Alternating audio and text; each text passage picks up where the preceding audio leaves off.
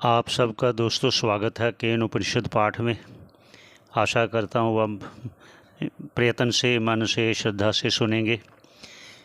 और ये जो केन उपनिषद है, इस पर आनंदगिरी जी महाराज जी ने एक श्लोक लिखा है। उस श्लोक का भी उच्चारण कर लेते हैं। तो सभी के मंगल की कामना करते हुए शुरुआत करते हैं।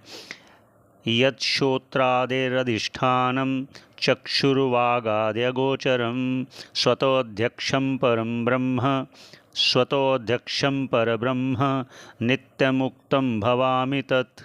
इसका जो भाष्यकार कह रहे हैं वही करते हैं।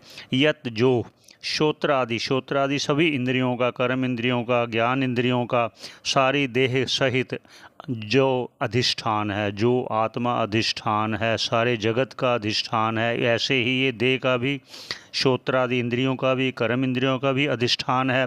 चक्षुर्वागादि अगोचरम, जो परमात्मा सबका अधिष्ठान है, वह चक्षु और वाक आदियों का विषय नहीं है। ना चक्षु से देख सकते हैं, ना वाणी से कथन कर सकते हैं।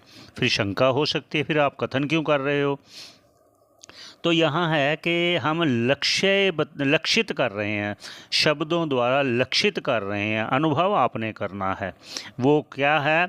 वो स्वतः अध्यक्षम, स्वतः प्रकाश रूप है, ज्ञान रूप है, वो परब्रह्म है, व्यापक है, वो नित्य मुक्त है, शुद्ध बुद्ध है।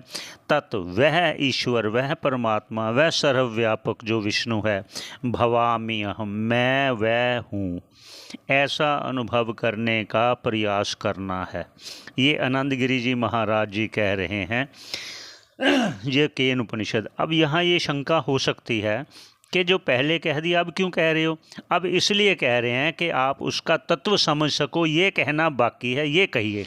आपने जो पहले उपनिषद कहा उसमें तो आपने कह दिया था, पहले उन्होंने कह दिया कि सब ऐषणाओं का त्याग करो, पुत्रेषणा, वित्तेषणा, लोकेषणा का त्याग करके संन्यास ग्रहण करो और आत्म तत्व की प्राप्ति करो।